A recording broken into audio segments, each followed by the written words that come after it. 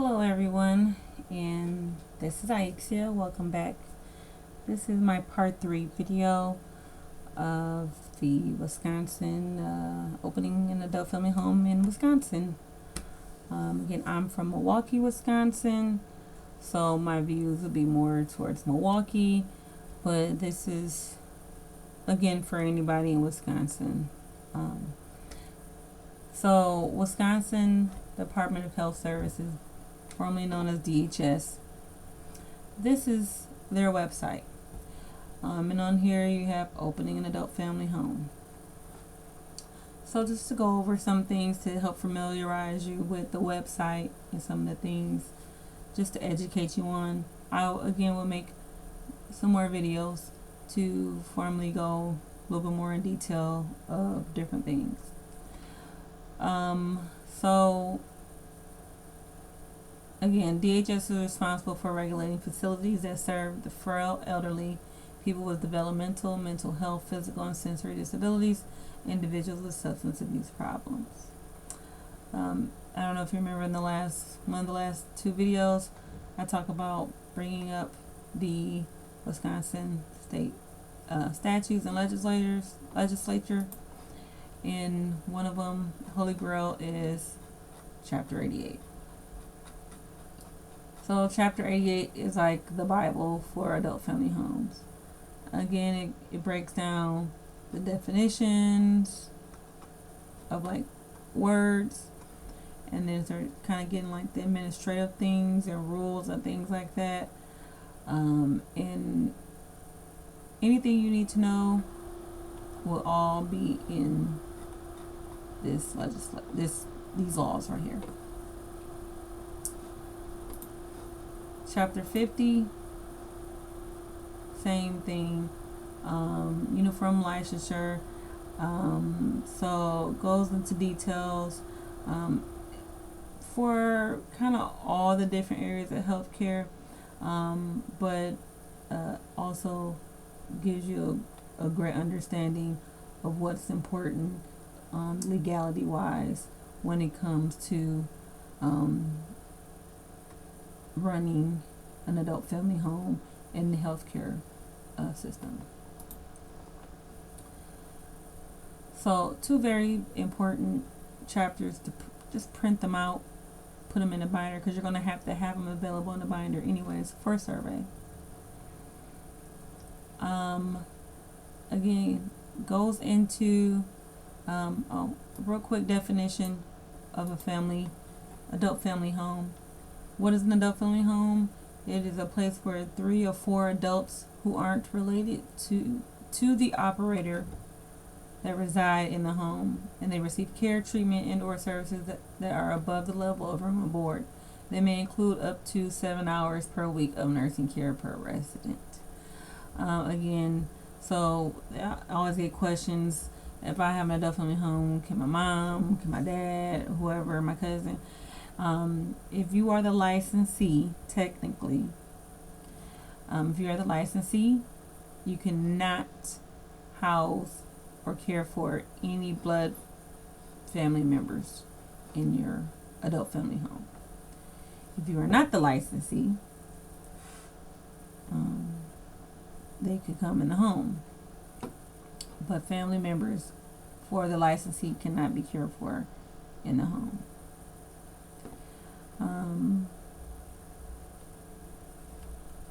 This also kind of goes over family care. What is family care? You can see here it goes over the corrective actions of some of the MCOs, like includes community care, updates you.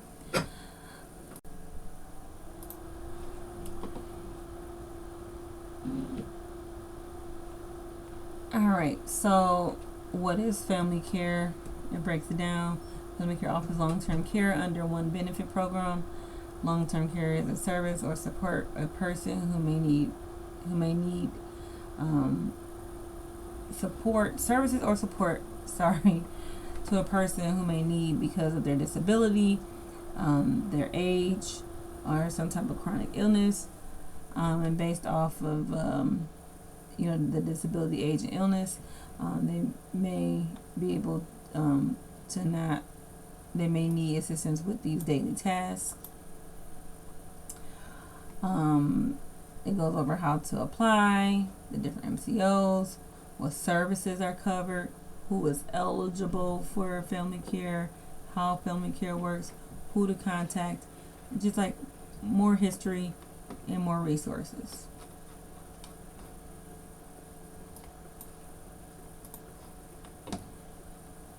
All right.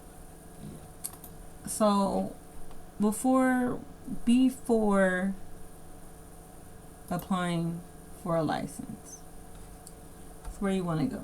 Again, here it says learn the business, print these off, read them, understand them as best as you can. We'll get into how to create a program statement. We'll get into your model balance sheet on another video. We'll get into operating expenses. I'll go over the checklist in a moment, but what you need to do is, one, create you a WAMS account.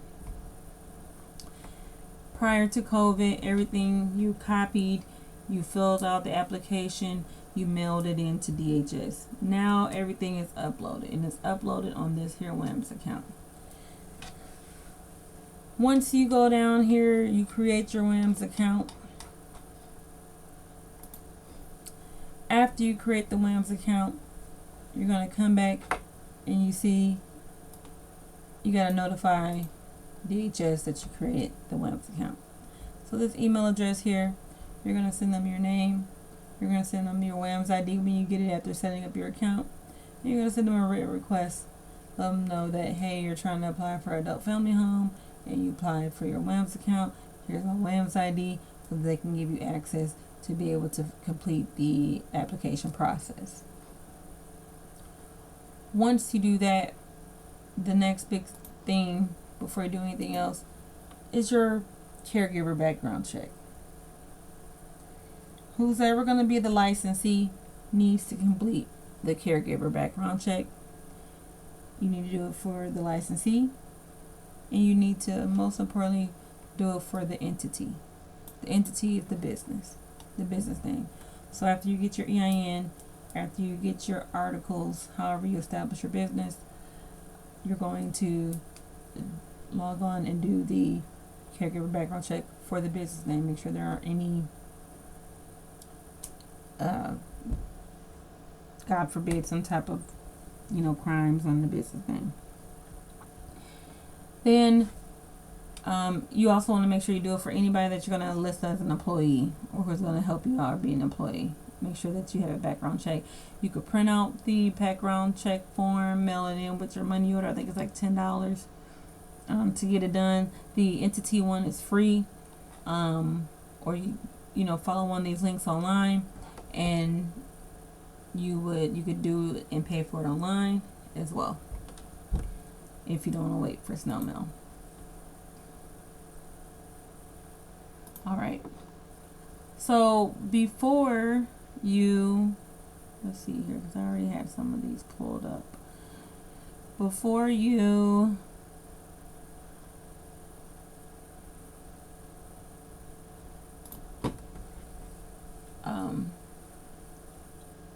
go anywhere further, after that, here is your new provider checklist. So just fill it out. Again, as you complete things, check them off. Keep it visual. I'm a visual person. Got your background checks completed and done. Here it says model balance sheet. That would be something that would be going over, breaking down the finances versus like your expenses and income, and basically I guess is a so-called way for them to figure out if it will be a viable business or if your income outweighs the expenses that you currently have with your business. evidence of financial ability. Again, providing current bank statements, showing that you have liquid, accessible monies, income available to support the business. So that will be that 60 days. Again, you will most likely need more than 60 days, but that is what they require to see.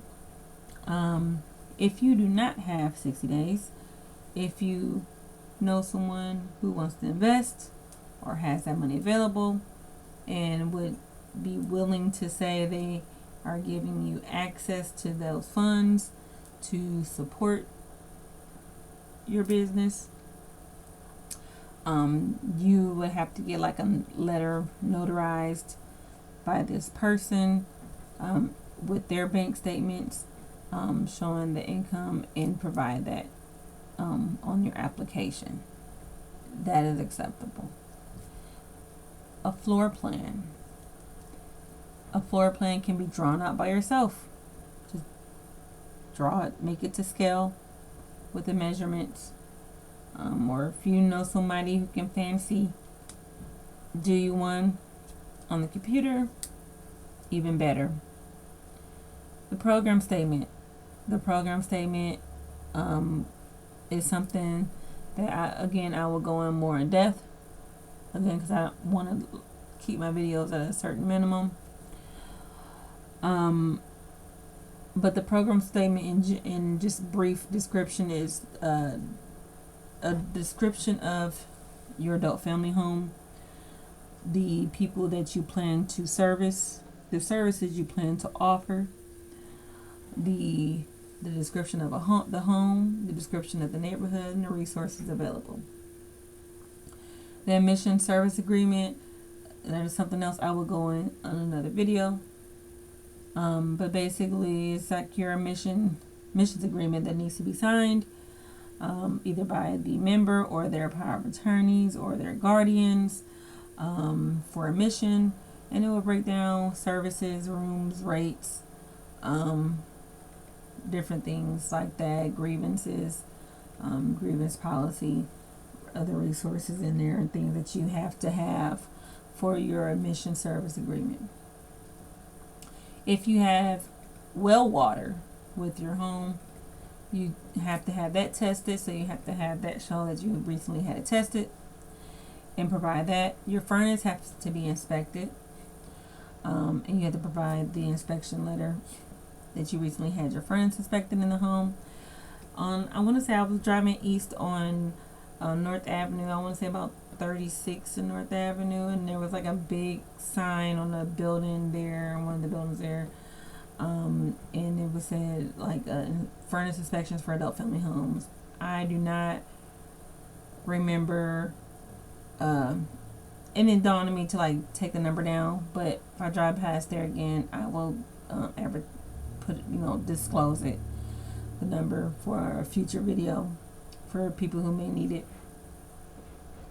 If the home is already currently licensed and you're trying to take over that previous license, you would need to get what is called letter of intent from the seller of that business, to saying that you will be taking over already licensed property.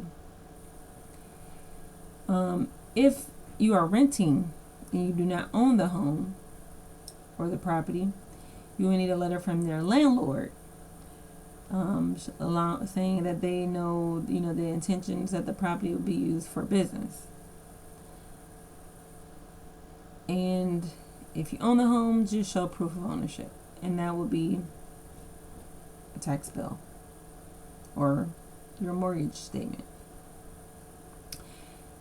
Then once your articles, however your business is established, you have to show that.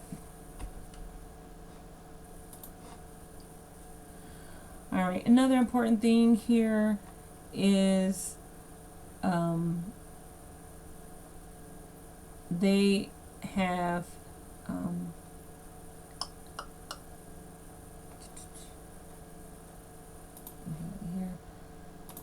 training. So I told you also they used to do like an in-person like training and answer people's questions and everything like that. I don't think they've done that since pre-COVID. So they have some YouTube videos here, the links to the YouTube videos where they kind of like break down everything all over. But then you can, which I encourage you to look at, the live presentation. But they re-go over it in a live Zoom meeting and where you can answer your questions. So the next one that is coming up is August 13th of 2024. For the adult family homes, it starts at 10:45 to 11:15 a.m. I encourage you all to attend if that is something, again, if the adult family home world is something you want to get into and you want to get your questions answered, have them written down, and they've been more than helpful with answering questions. Licensing fee is $171. If you have any questions, email first. You can call. Every now and then I get lucky and someone answers. They eventually will call back if you leave a voicemail. Alright.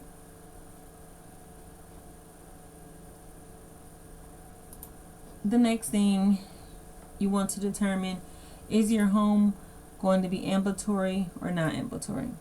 So if your ambulatory means that your members that you will be serving walk independently. And they may not admit or retain a resident. You may not admit or retain a resident who is not able to walk or walks with the help of a cane, crutches, or walker.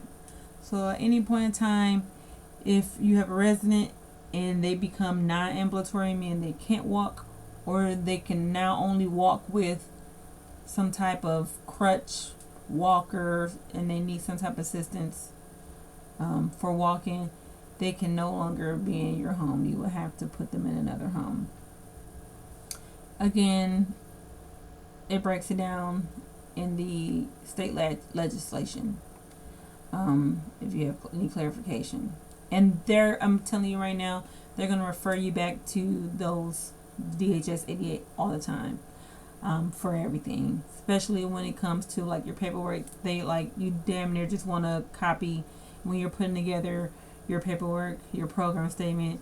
You want to just as much copy whatever the definition is and just put it in your program statement or your mission statement, because they're going to refer to that. They're going to look for that. Again, it's going to break down some more things here about ambulatory. Meets the criteria of ambulatory. What you need, you need grab bars in certain places, levered handles. This levered handle thing, I've heard some people bring it up, but I'm gonna tell you right now, I've had some surveys and recent surveys, and I never had any of them question me about my lever handles, like none of them. I mean, if you want to make sure all doors have lever handles, go right ahead.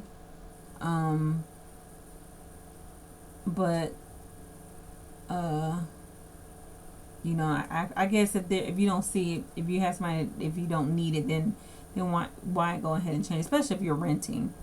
Don't invest in it, you know, unless for whatever need you get somebody and they're like a stickler about it. But I never had not one surveyor question me about not having lever handles, and I don't even think I have any lever handles in any of the homes that I've worked in. Maybe a couple, you know, but honestly, none. So we'll go more into that. Non-ambulatory. So the thing with non-ambulatory, if you're going to get licensed for non-ambulatory, you have to have a ramp in the front and the back of the house. Exits ramp to grade with hard surface pathways with rails. All exit and common use doors and non-ambulatory resident doors have 32-inch clearing opening. They must need a sufficient turn radius in bathrooms used by non-ambulatory residents. So You're gonna need a Hoyer for non-ambulatory. And Hoyer's gonna need to be able to maneuver in your bathroom. Wheelchairs are gonna be able to maneuver in your bathroom. You're definitely gonna need to have grab bars in the toilet and the shower area. Ramp to grade. Again, if you're going to get a ramp done, find somebody who knows what they're doing and doesn't waste your time or your money, because you have to get a permit pulled to build a ramp to your house. And you let them know when they're putting that, when whoever pulls the permit, they'll let the city know that it's what it's for, an adult family home, because those city surveyors, they know the rules. They know also what does it mean to be at grade for the ramp and the pitch of the ramp and things like that. So those are all very important. For the room sizes, for ambulatory residents, for a single room, it must be 80 square feet. There's a special way to figure out how to figure out the square feet. Look it up on YouTube if you need to. I'm not going to go in detail about that. If you have a double room, each person must have about 60 square feet in the room. And if you're going to have a wheelchair, for non-accessible, for a wheelchair resident, they must be able to have 100 square feet per resident in that room. So that kind of breaks that down a little bit more for you guys, for determining if you're going to be ambulatory or not ambulatory. Again, I'm just going to reiterate, I don't want to say that, the MCOs are just not opening up anymore,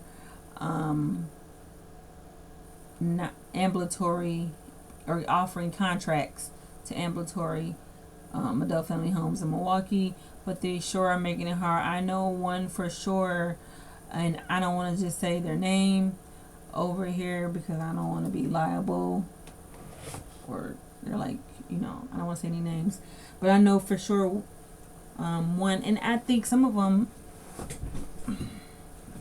even show online, I want to say Community Care on their website, where their new provider applications, they have like a pre-application before they allow you to even complete their actual application.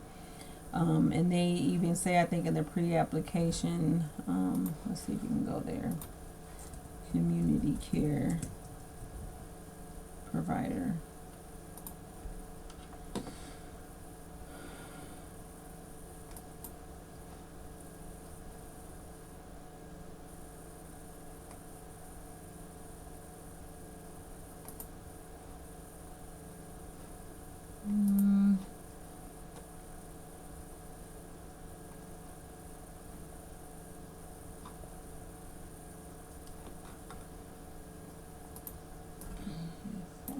New provider.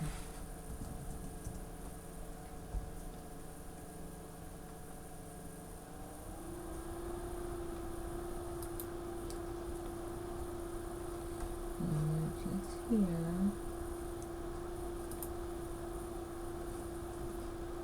Alright, providers, potential providers. Join our network.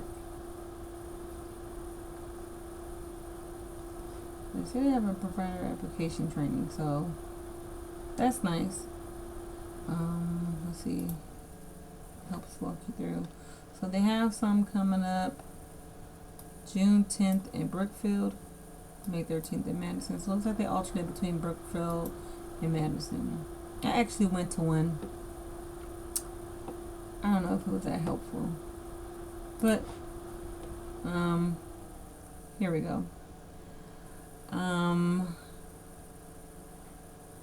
They've actually changed this up since the last time I've seen this website.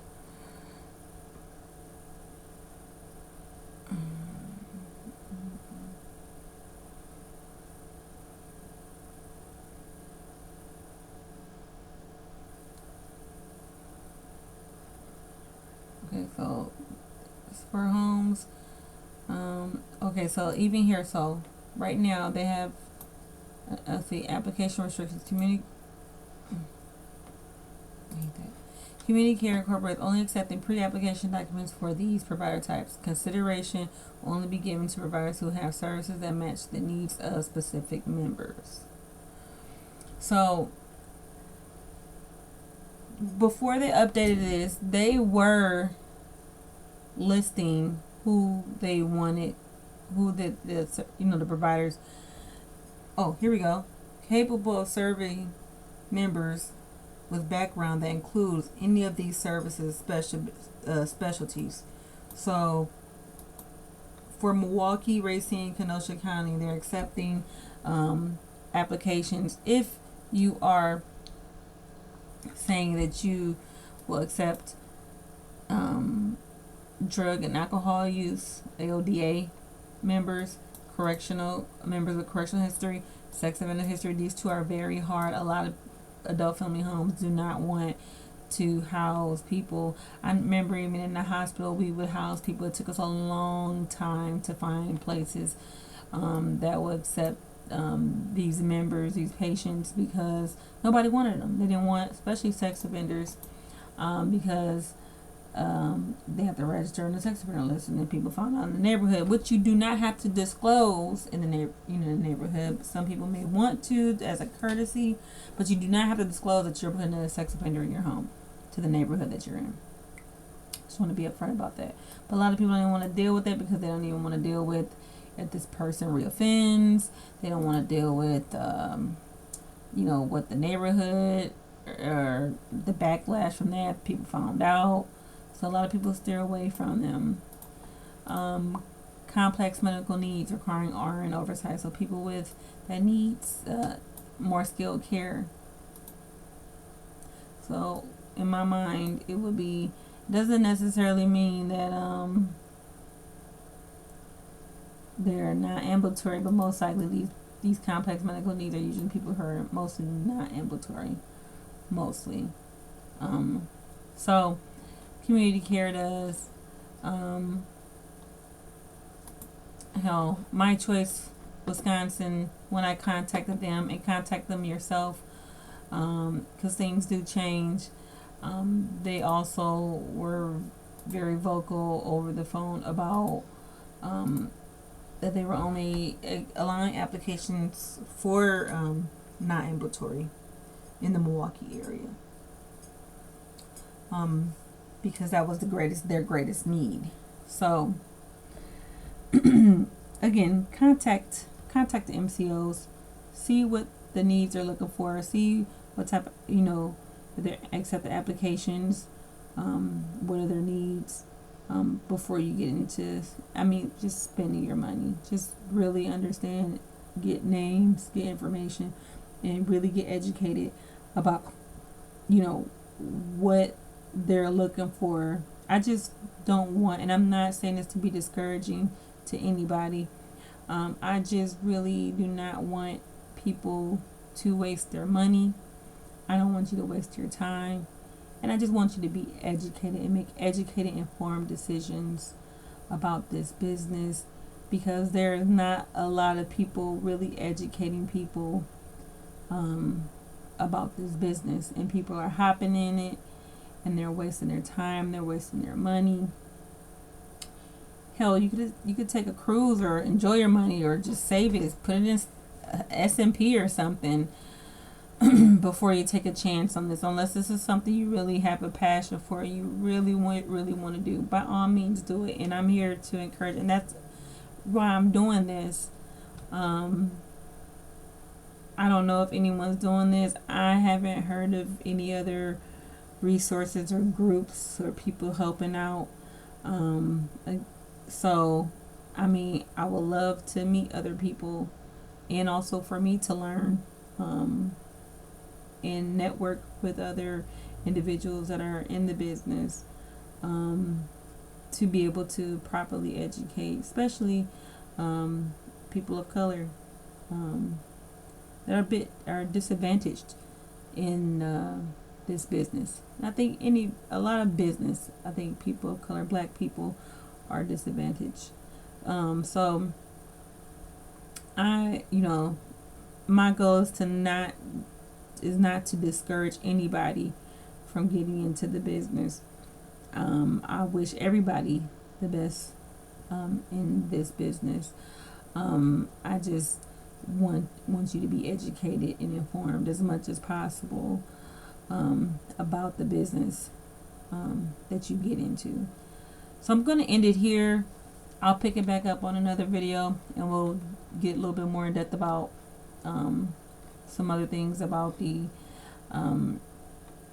checklist,